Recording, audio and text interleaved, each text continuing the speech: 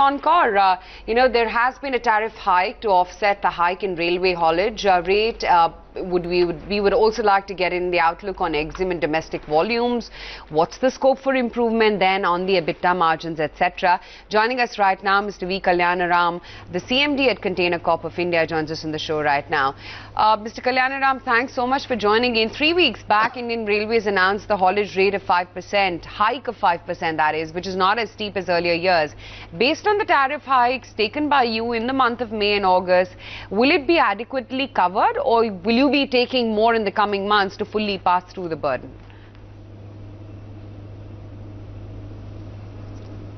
Morning. See, first I want to clarify, in the August we have not hiked our tariff. That's regarding the service charges we started collecting for the services we are providing. However, now this particular hike in the rail haulage by Indian Railways, we are absorbing because we want to give a quality and cost-effective service to our customers. So for the time being, we are not increasing any haulage. And I am sure my margins will be maintained because our customers are supporting us and we are getting our increase in our volumes. And our guidance, we will stand by it, and we are very sure that we will be able to achieve that. Is the segment to a higher prices? Or you think that prices are inelastic? Since you enjoy a monopoly in the rate transport, if you are able to charge more, it's not going to have an impact on your total freight movement.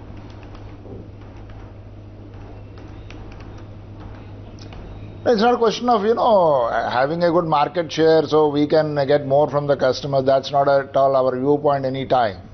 We would like to give a cost-effective solution. Our services, we want to give a value service, we want to give a quality service. So whatever we will do is, we will be maintaining our margins in a reasonable level.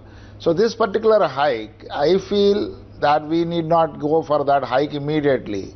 So we are comfortable. So we would like to give a better service to our customer, and that will bring more customers.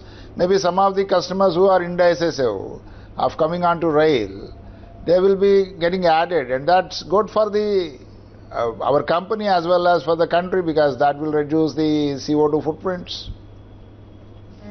And this will add to the ultimate objective of the government, that logistics cost to be controlled and ease of doing business. So we will also be contributing a little bit towards that. After the strong volumes in export-import and domestic segment in H1, what kind of double-digit volume growth are you aiming for in the second half? And also, what's your outlook on the export scenario?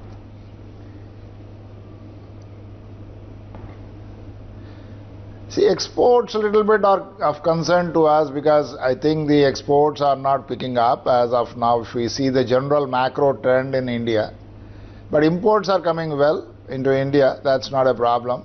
And the volume, whatever we could see in the H1, we are very sure that we will be able to maintain that volume growth in H2 also.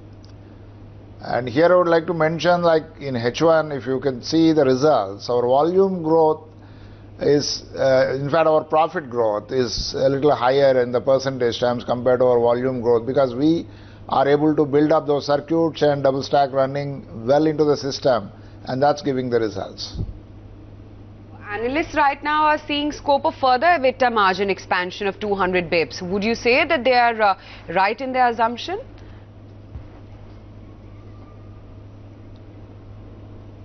I will not do that guesswork, but hoping for the best may not be a bad thing. Let them hope, and we are working towards that.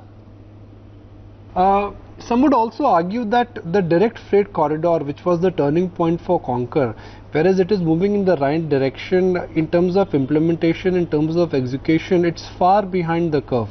Sometimes there were land issues, sometimes there were execution challenges. I remember tracking your company, I've been tracking CONCOR for about 9 years now, and whatever numbers which we had for 2020, looks like based on a DCF calculation, they will not be met.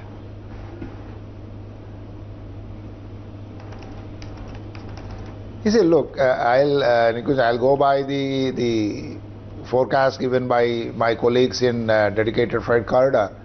And I think there's a lot of emphasis on sorting out these problems and connecting And at least they will connect Mundra and Pipavav. We are hopeful of getting connected.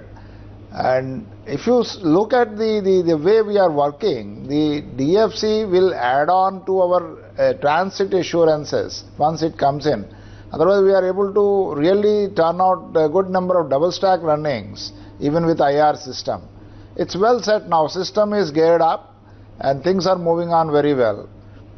And with the DFC, with all these bottlenecks the government is focusing and trying to sort out, it should happen. The forecast they have given is the next year it will be done. So I would not to take any much guesses on that, but as soon as it comes into operation, we will be immediately able to utilize that. We don't require any further preparation for utilizing DFC. That is the point where we are going for our calculations, and maybe the analysts are also calculating in the same way. Because the requirement of the working environment required for working on the DFC, we already created in our own company. I'm going to shift away from CONCOR and try and understand your read on the freight movement and what it means for the economy. I mean, you are in the business of moving freight. Freight movement is an indication of where the economy is headed. So in last 3 to 6 months or last 6 to 12 months, are you getting a sense that the freight and the cargo movement has started, or is it still very flat? No, it started. Cargo movement is happening. That is how we are able to even get good numbers in our domestic sector. In domestic, if you see a H1, we could record almost around 18% growth in our movement. That's just because the cargo is moving from one corner of the country into the other corner and the consumption is increasing. So the GDP growth and the thumb rule what we follow in logistics sector, any GDP growth of 1% requires a 1.5% growth in logistics. And there is GDP growth, there is increase in the real income of the people. So it is happening. That I have no doubt. The cargo growth is there, cargo movement is happening. Mr. Kalyana Rama, thanks so much for joining in. There's been an upgrade as well on CONCOR coming in this morning. Thank you. And by the looks of it, it seems like rightly so. And the management seems pretty confident of growth going forward.